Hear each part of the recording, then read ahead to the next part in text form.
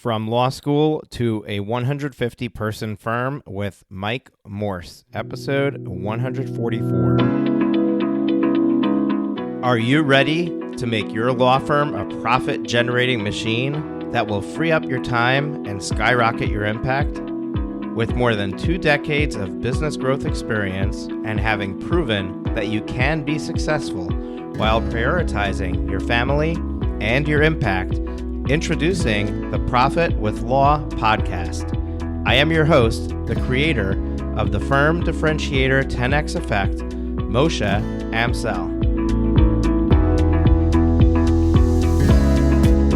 Well, hello and welcome to another episode of the Profit with Law podcast. I'm your host, Moshe Amsel, and today I'm bringing to you a stellar guest. Now, the backstory for this one is interesting. I received a package in the mail. Unsolicited, didn't know what it was. And when I opened it up, inside there's a book, and the name of the book is Fireproof.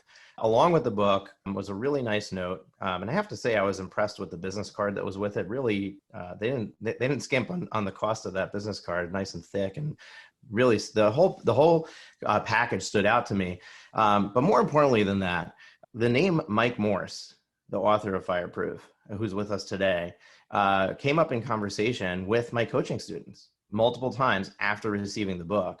And that's when I realized that there's somebody with a message that's resonating with you guys, with the law firm owners, that some of you may have not heard of him, and we need to get him on the podcast. We need to bring him in front of you and hear what he has to say.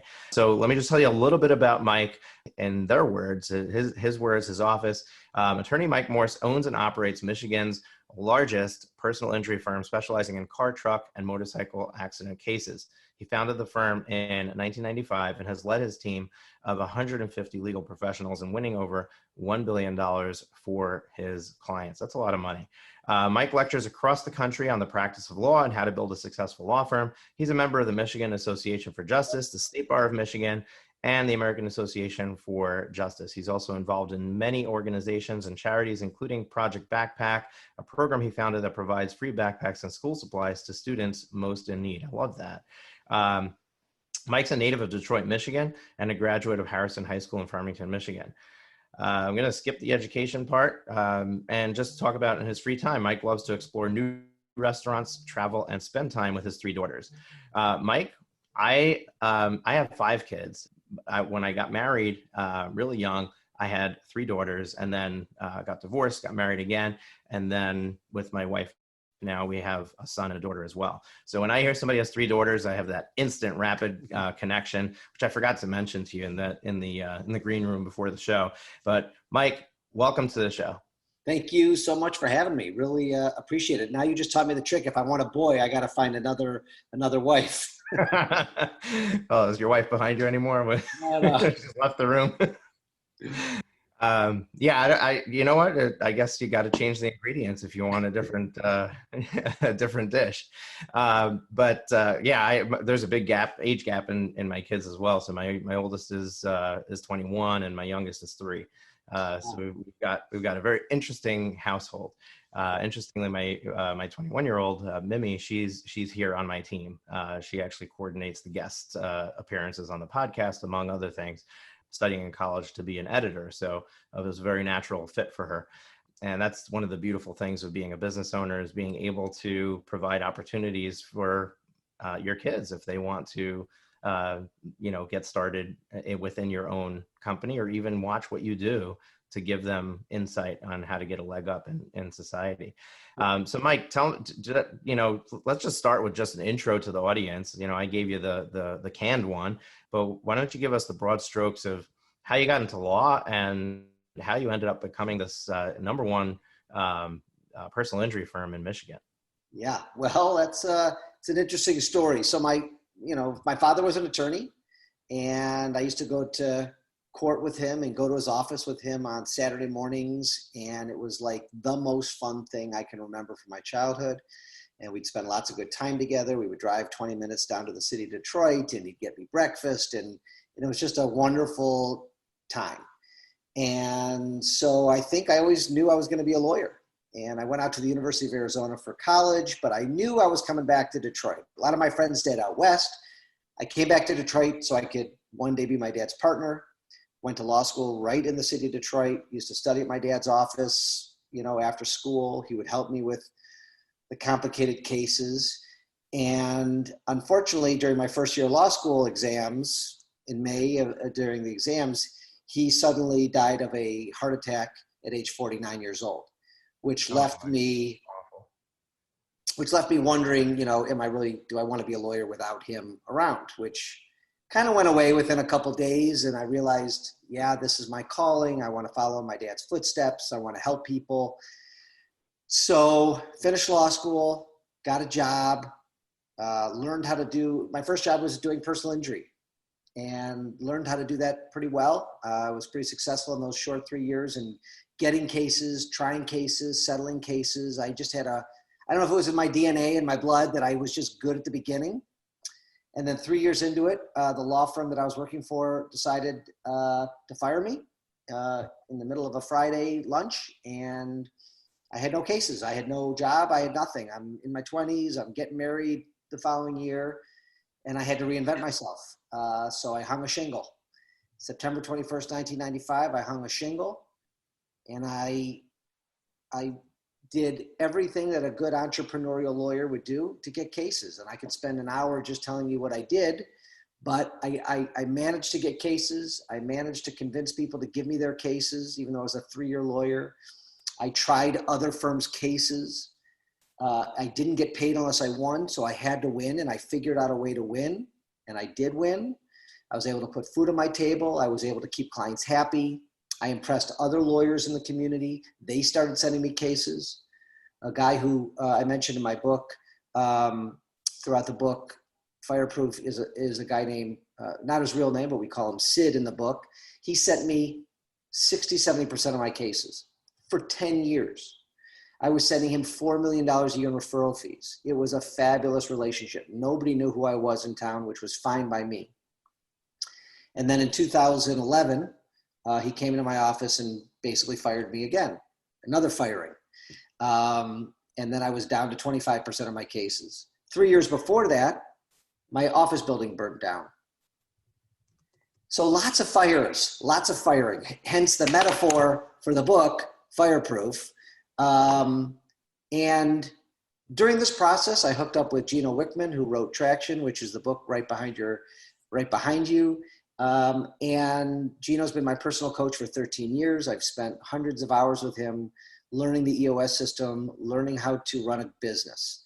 He never cared what kind of business it was. I was his only law firm client, and I learned how to run a business. In my travels, in my opinion, in my friendships with hundreds of lawyers are terrible business people. Soup to nuts, terrible business people. As you know from your accounting background and analyzing law firms and seeing how bad they run their accounting departments, it's across the board. It's just across the board. So over the 13 years since I hired Gino till today, we've put together processes for everything under the sun. And we outline them in the book. And the book, the firm is kind of on autopilot now because of what we've done. About a year ago, my COO, John Knockhazel, and I decided to write a book, share what we've done for fun.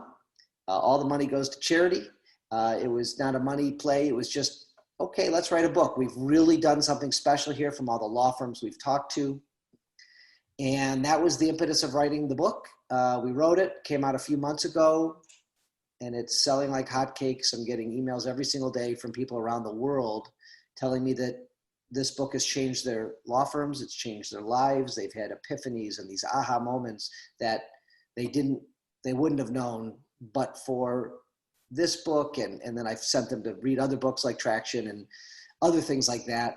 And it's really gratifying. It's one of the most gratifying things that I've done in my 28 years of being a lawyer.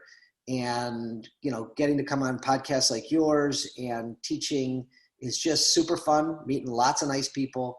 And that's, and along the way, we've built the largest law firm in Michigan specializing in injury work, 150 legal professionals, 150 million on average a year in gross numbers bringing in the door.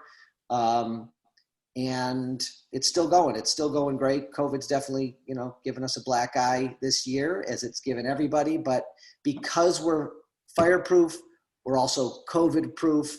We're tornado proof. We're fireproof. We're hurricane proof. And it's really an interesting time. We wrote the book before COVID, but it's absolutely worked through COVID, and it'll work through the next disaster for anybody, including us. So I guess that's it in a nutshell. Awesome. It's a great story. And I'm glad that you were able to encapsulate it so well for me. I took some notes while you were talking because there's a number of points that I know I'm going to go back to. The first thing that I noticed is that you said that after your dad passed and you decided that, hey, this is my calling, this is what I want to do, I want to help people. Then you released a book where all the proceeds of the book are going to charity. And that just highlights who you are as an individual. And I believe that most people who get into law, I mean, some of them get into it because their parents wanted them to, or because of some other, confounding reason. But I believe that most of the attorneys that I have run into have gotten into law because they want to help people. And as we are on the cusp of this new era that we're embarking on, that COVID has accelerated. It was going to happen anyway, but COVID has accelerated this transformation of how law is practiced and how clients not only perceive the way that it should be, but experience the practice of law. I urge and encourage everybody to think about the fact that, why did I get into this in the first place? And it's because, if it's because you want to help people, then none of the changes that are happening affect you in any which way, because you just have to figure out, okay, how do I help people now? Now that things have changed, how do I help people? One thing you might not know about me, I also am very motivated by helping people. I'm also a paramedic here in the community. And I do that. Some people do that as a full-time job. For me, it's a hobby, but it's another way of helping people outside of what I do here in the business community. So I resonate very closely with that mantra of helping people. And I think that as long as you stay true to those roots, anything is possible. One of the things that you said is that you spent 3 years working in PI. You worked for somebody, you learned the ropes, and then you hung your shingle. Having built the law firm that you've built over the last 25 years that you've been doing this, somebody who's created their law firm straight out of law school, never worked for somebody else. Do you think they're at a disadvantage? Do you think that there's some secret sauce that they need? How do they navigate the fact that they've skipped that step that so many other lawyers have taken? It's a really, really good question. So I'm going to answer it two ways. In case there's any young people listening who are still in law school or just getting out of law school. When my publisher asked me, what is my goal for this book? The first thing that came to me was, I hope this book one day becomes mandatory reading for law students. Because you've heard the cliche, they don't teach you this in law school, I'm sure, and that's just really true. So I really, really wish I had this book when I was in law school. When I taught law school for a few years. I taught a class called Law Practice Management. And I encouraged my students to work in a law firm before graduating. If they have to donate their services, work for free, intern, get paid a little bit of money, it didn't matter. I stand by that. And I also think that it's a much better job than working for a judge. A lot of young law students think working for a judge is the way to go for whatever reason. You can imagine all the reasons, prestige and whatever. I think that's a mistake. If you could do both, great. If you could do a year at a law firm clerking and a year at a law firm, a year in a court, fine. Because you are reading briefs, you are learning, and you're talking to judges. But I'm finding that the most impactful thing to do is work for a law firm. It helped me on my bar exam. It helped me with the rest of my law school. It was just hugely important for interviewing. When you go sit, I've been in an interview where I had nothing to say, right? I had a law interview before I got my first clerkship. My first year of law school, I had nothing to talk about. They asked me questions I knew nothing about. They asked me questions, what did you want to do when you got to law school? I had no idea. It was a joke. I didn't get that job. My interviews after the fact, I knew I could talk about motions for summary disposition I'd written and witness lists and meeting with clients. And I mean, it was just a plethora of things to talk about. People need things to talk about in interviews. Absolutely. You're not going to get by in your good looks, and you just can't always bullshit your way through a conversation. You need tangible things to talk about. So working in a law firm, I don't care if it's 6 months, you're going to have things to talk about. So that's my advice to new lawyers, law students. Absolutely. I love it. All right. So the next point that you made is when you hung up a shingle and you said you could spend an entire hour just on this topic. So we're not going to do that. But you said that you did basically everything that you can think of as an entrepreneur to go and get clients. For somebody who's in those early stages of business and is trying to navigate how to get clients, and they're just feeling the waters, there's a lot of people who want their money, right? There's marketing agencies, there's SEO people, there's, it just goes on and on. I mean, I'll tell you, when I reach out to a new attorney on LinkedIn to connect with them, sometimes the first thing that they do is they say, I'm not interested in your marketing services. I'm not a marketer. I make it very clear I'm not a marketer. In my intro message, I say, I'm not a marketer, but yet I still get those responses because it's so inundated into the world, in the legal world. So you've got these people coming after you, trying to get you to spend money.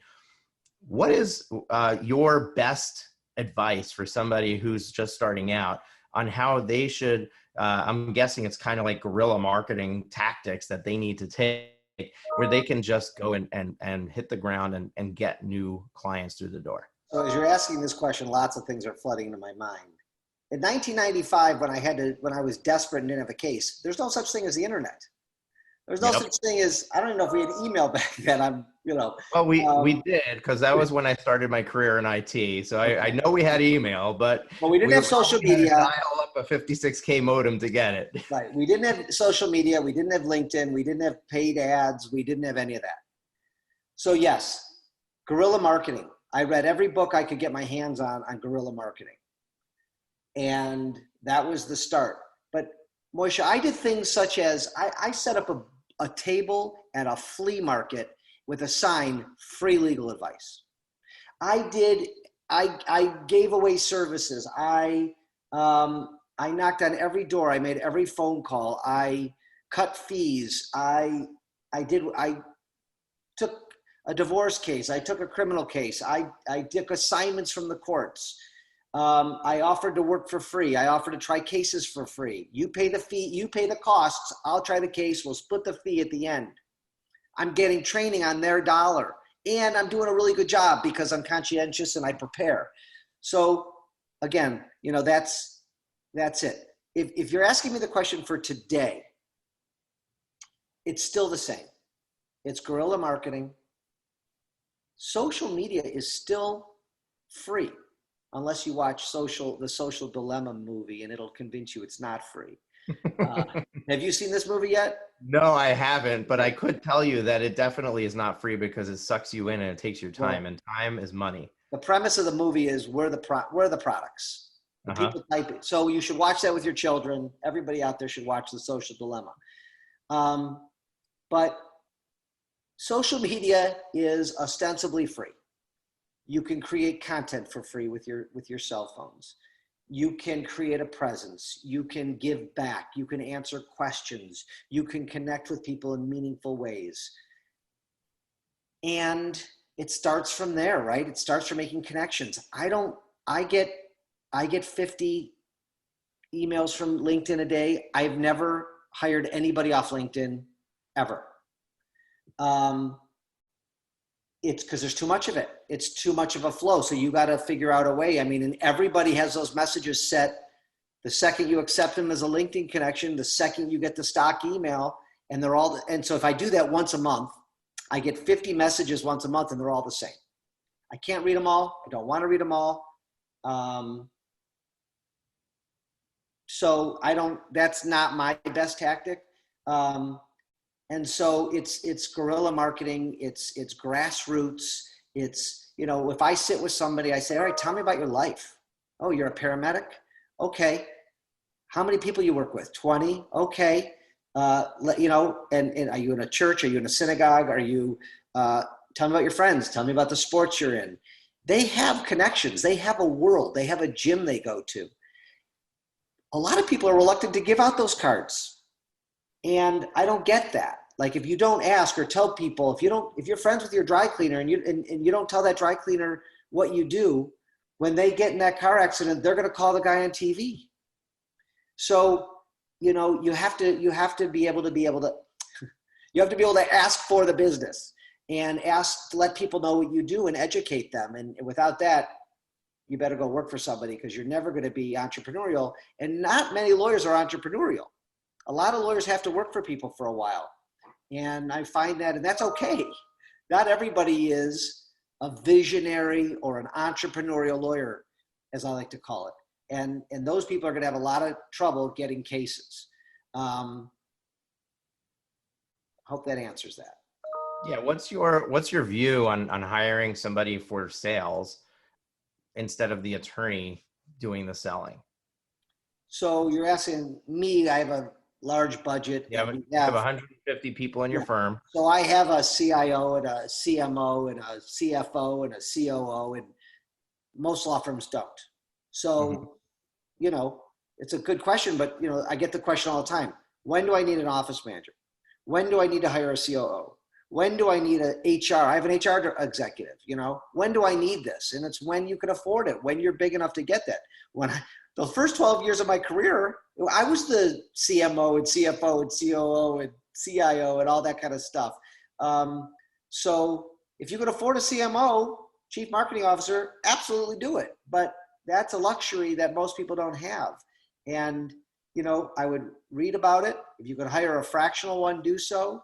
If you know, seek out mentors. I'm a mentor to certain people, and I know most lawyers I know, if you ask for help, they're going to help you. And so don't be shy. I get random emails all the time, and if it fits in my schedule and I can do it, I mentor.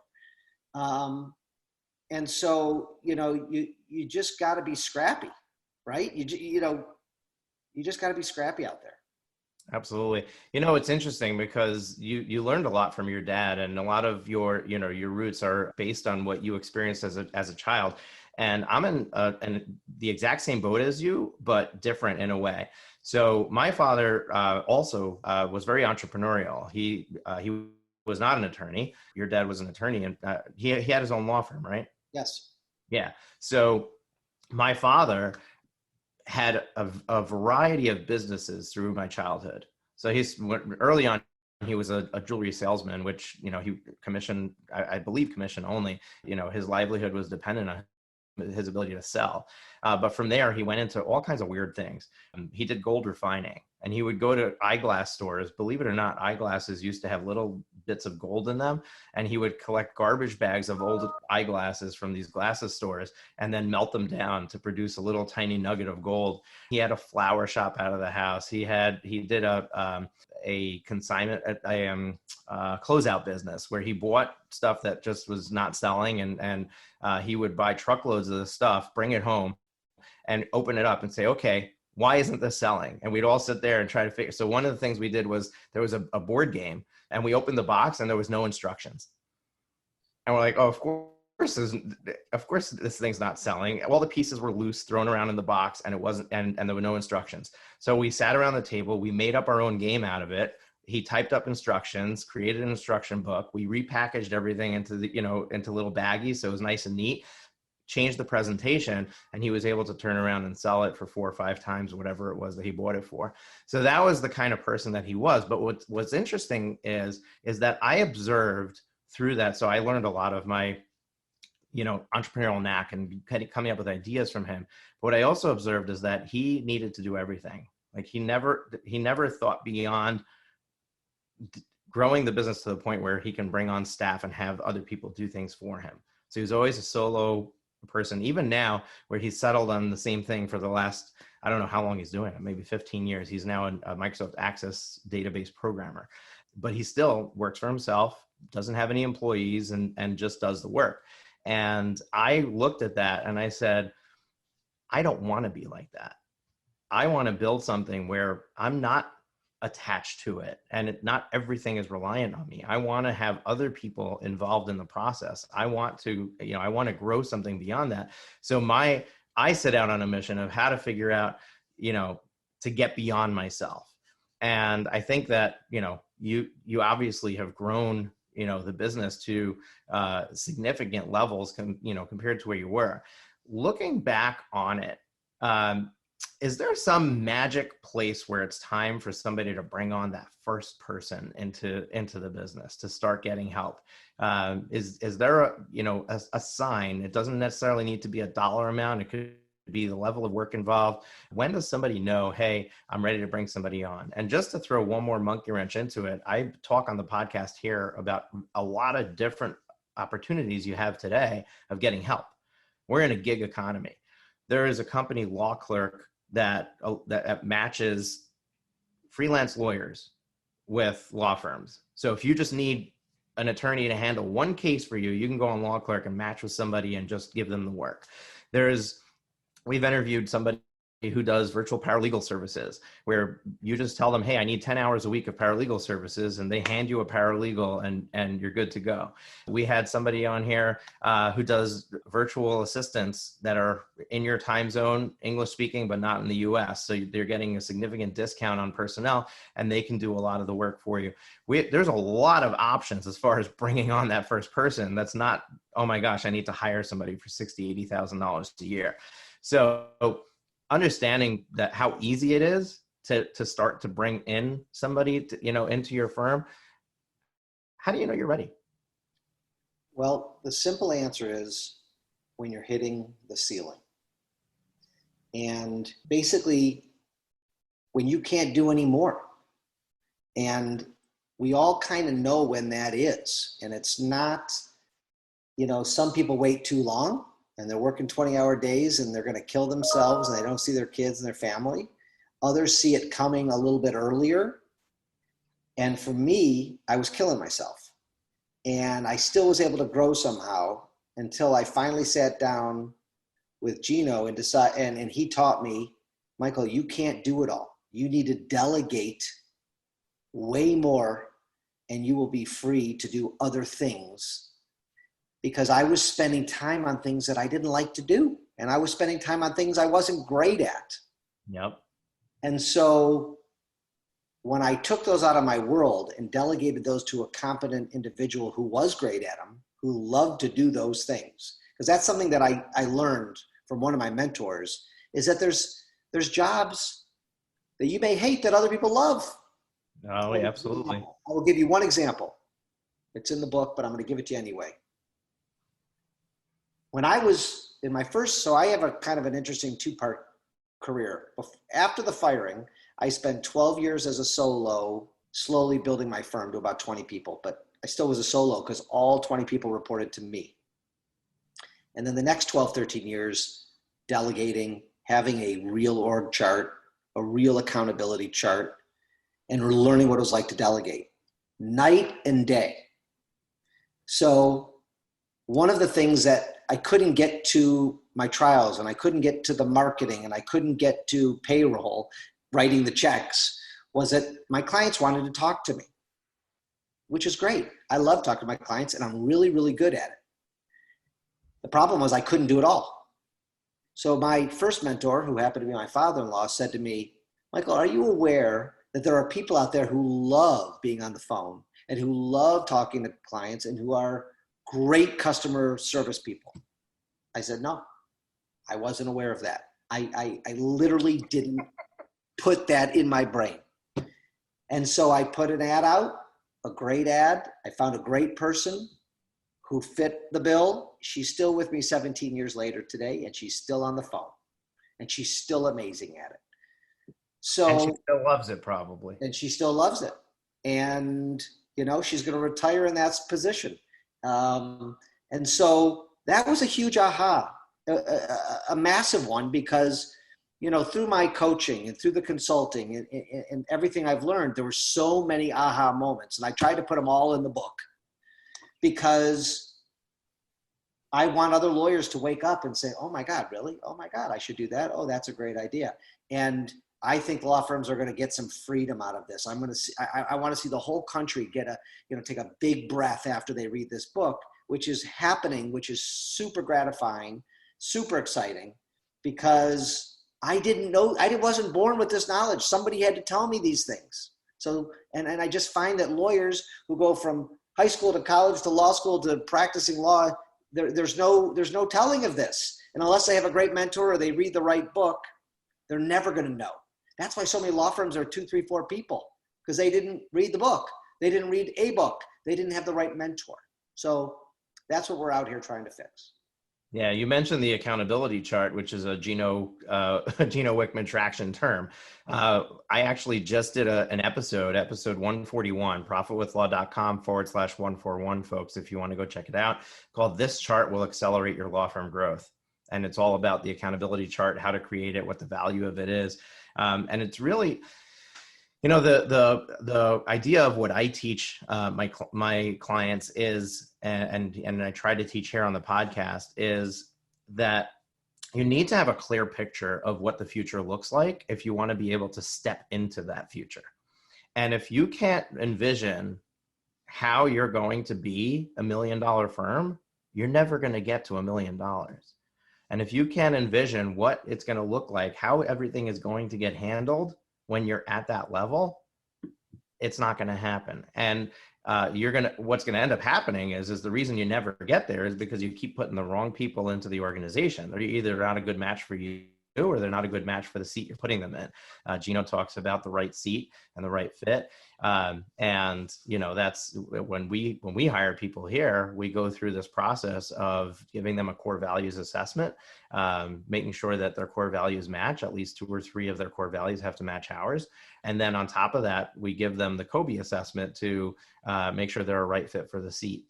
So, that's something that I believe that people need to do, is they need to have a hiring process that's in tune with who you are. Every law firm is its own, think of it as its own, like a human being, has its own DNA. And no 2 law firms are alike. So you have to make sure that when you're putting people into your DNA, they're compatible. You don't want an allergic reaction. And that's where people go wrong. And it all starts with the vision. It all starts with, seeing where you want to be and really mapping that out. If you can't map it out on paper, folks, how are you going to do it in real life? And we just kind of like go through day to day and try to make that happen. What are your thoughts on that? Well, chapter 2, hiring, firing, and paying. We go through the accountability chart in detail. We show our accountability chart. And one thing we do to make sure the DNA, as you put it, matches, we test every individual before they come into the firm. I think we give them 5 or 6 different tests. We lay them out in the book, which ones. And it has cut down our turnover drastically. And we add tests all the time because I've always been testing. I tested my first employee. And because one of my mentors taught me how to do that in the 90s. I never heard of it. I took the tests. I read the tests. I'm like, holy shit, how does this test know who I am? How does it look into my soul? How does it look into my heart? It was mind blowing. So I wanted people, that fit, like you said. And so we test people from the mailroom, secretaries, paralegals, lawyers, receptionists, accountants, everybody gets tested. And it's been a game changer. So, I go into a lot of detail how we interview and how we onboard and how we pay and how we fire fast and hire slow and all that kind of stuff. Another podcast right there in and of itself. But we spend a lot of time in that. And I agree with you. Hugely important, overlooked. People do a 5-10 minute interview and hire them. And then they're stuck with somebody bad for a long time because they don't know how to get rid of them. Or they don't want to get rid of them, or they're doing 50% enough okay that they keep them. I mean, I get calls about this all the time. How do you pay people the right way? How do you pay bonuses? How do you pay with incentives? It's a complicated, important topic. Absolutely. Now, one of the things that you mentioned is, hey, we've got a 150 person law firm and we're doing a 150 million approximately annual revenue. I'm I'm pretty good at math on the fly. That sounds like $1 million ahead. So that almost seems unattainable to somebody who's a small firm. Obviously, there's economies of scale, right? So the more that your firm grows, the more that you can handle larger cases, bigger, cases that that a larger team can handle. If you think back to your roots and the progression over time, is there some sort of target that a firm should be looking at to say, hey, here's a rough number of, if I've got 10 people on staff, I should probably be bringing in X? That's a really good question. So my COO is the numbers guy, John Hazel. He spends a lot of time on data in the book. He does roughly believe that $1 million of settlements and verdicts a person has turned out to be around the right number. And it has been skewed at different times, but he has shared that. So it works for our firm. There are a lot of different types of firms. It wouldn't work for a divorce firm or a bankruptcy firm or a criminal law firm, and maybe not other PI firms. I don't know. So that is a really good question. But if you know your numbers, if you know your data, if you have a really good jumbotron that we call it at my firm, you will be able to figure that out with the right help. With someone like you with a great accounting background, or Mike, John Hazel, looking at the data, looking at the numbers. If you look at the last, I know you could probably do this, Moshe, in your head, but if you took a law firm's data for the last 10 years and tracked it along with the number of employees and tracked how much revenue they're bringing in, I'm sure you could figure out the revenue per person and where it should be, or set goals and what it should be. Because we do that at my firm. Every firm should be able to do it if they track their numbers right, if they watch their numbers, if they have a jumbotron. And a legal jumbotron, our analogy is, for your viewers and listeners who haven't read the book, is imagine you're at a University of Michigan football game, and you're sitting in the stands with 110,000 people, and there's the two big jumbotrons, and everybody's staring at it. Why are they staring at it? Why are the coaches staring at it? Why are the players staring at it? They're not just staring at it to look and see how good they look. They have to know the score. How many points? Do they need to go for 3? Do they need to go for 7? Do they need to run out the clock? How many timeouts left, et cetera, right? You get what I'm saying. Yeah. You can't play that game without having a jumbotron. 13 years ago, my legal jumbotron was a complete black blank piece of paper. I didn't have one. I didn't know my numbers. I didn't know my average case value. I didn't know which cases were lucrative and how much I was bringing in. I didn't know which lawyer was bringing in what. I didn't know how much I had in the pipeline coming in. I didn't know anything. So when I made decisions, it all came from my gut. Now, I got a pretty good gut, but it ain't that good. Once I started tracking my numbers for me and built a jumbotron, every decision is based on the data, based on the jumbotron, based on the numbers. I basically don't make any decisions without saying, show me the data, show me the numbers. And it has completely transformed my firm. The growth is 30% a year because of those numbers. And we were able to make decisions on personnel, who's on top of things, who isn't, who's fast on bringing in the money, who isn't. I mean, listen, my jumbotron started with 1 page. It's now 15 pages. It changes and grows every day. I look at the numbers every day. I look at the whole scorecard, the whole jumbotron once a week, Tuesday, 8:30 in the morning with my entire executive team. For the last 13 years, I haven't missed a meeting. That's not true. Maybe I missed 1 or 2 meetings. But no matter what country I'm in, no matter where I'm at, I call in. And it's a game changer, life changer. It's one of my 5 pillars in the book that you must have it.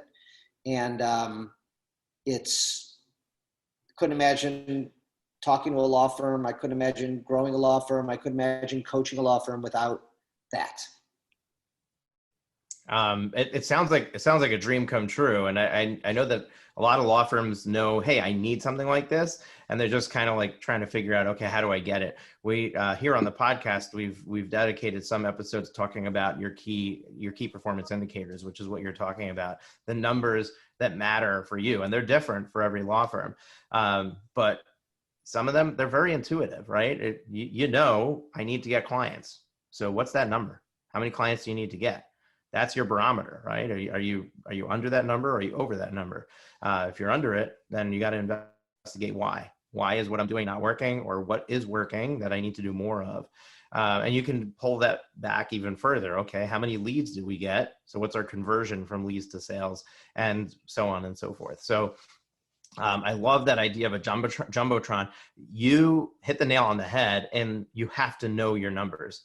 And that's the first step. Like, law firm owners, they just don't know their numbers. As a matter of fact, I will tell you, I've had clients come through the door. Their accounting is being done once a year on an Excel spreadsheet. How do you run a business that way? You don't. Even my landscaper knows that he needs to have QuickBooks, and he's got it on his phone, and he generates an invoice right then and there when he's on my lawn. You know, we're lawyers. We're professionally trained. You know, you got to. If you remind me after the podcast, I will get you. So we offer a free link to our jumbotron in the book. So it's a template with formulas. People can plug in their numbers. I'd be happy to offer it to your listeners and viewers. I just don't know it off the top of my head. But it gets people started. It gets people thinking, and it's just super smart. It'll change. If you take the time to do it, it'll change your listeners' lives. Yeah, perfect. So we're going to take that link and link it up in the show notes for this episode. So folks, just look in the description of the episode in your podcast player. There'll be a link to it there. Also, we're going to link to the book that you can purchase, and we're going to provide our own link for that. Just go to profitwithlaw.com/fireproof book, profitwithlaw.com/fireproof book, and go grab yourself a copy on Amazon. I have one question for you at the end. It's a two-part question, and this is the final question, and then we're going to say goodbye to our listeners. And the question is this: standing where you are today, you're 25 years into your law firm, you're at $150 million annually. You're on that peak of Mount Everest. Along the way, you didn't go straight up the mountain. You took detours. Knowing what you know today, if you were able to talk to yourself 25 years ago, what would be the one piece of advice that you would give that would eliminate as much of the detours as possible? I think the conversation we just had about knowing my numbers would have saved me a lot of grief and a lot of headache and made me better. And I would have gotten to where I'm at quicker. And I might even be double where I'm at today had I done that 25 years ago. So and I actually was on a podcast recently, and I said that if you're a single practitioner, a solo, start tracking your numbers from day one. And your numbers are going to be small. You signed up one case this month. You brought in $1,000. I don't care. Start tracking it in an Excel spreadsheet, in QuickBooks, in whatever. But I promise you, along the way, you are going to be much more advanced than anybody else around you. You'll be able to make smarter decisions, and you'll grow and scale faster. And that's what I wish somebody would have told me. Love it. Mike, this has been absolutely amazing. How can people follow up and connect with you if they want? We already gave the link to your book. We'll give it again, profitwithlaw.com/fireproof book. Anything else, any other instructions for anybody who wants to connect with you? We're, of course, on Instagram at 855mikewins.com. We have a Facebook page, Mike Morse Law Firm. We have a podcast called Open Mike, where we've done 70 some odd podcasts in social justice stuff, done 4 exonerees who've been in prison for many years, who get with wrongful convictions, crazy, crazy stories.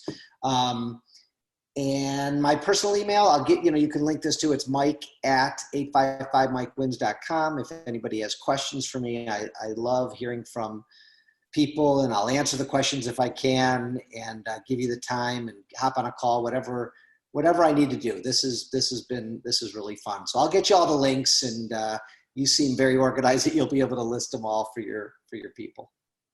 Absolutely.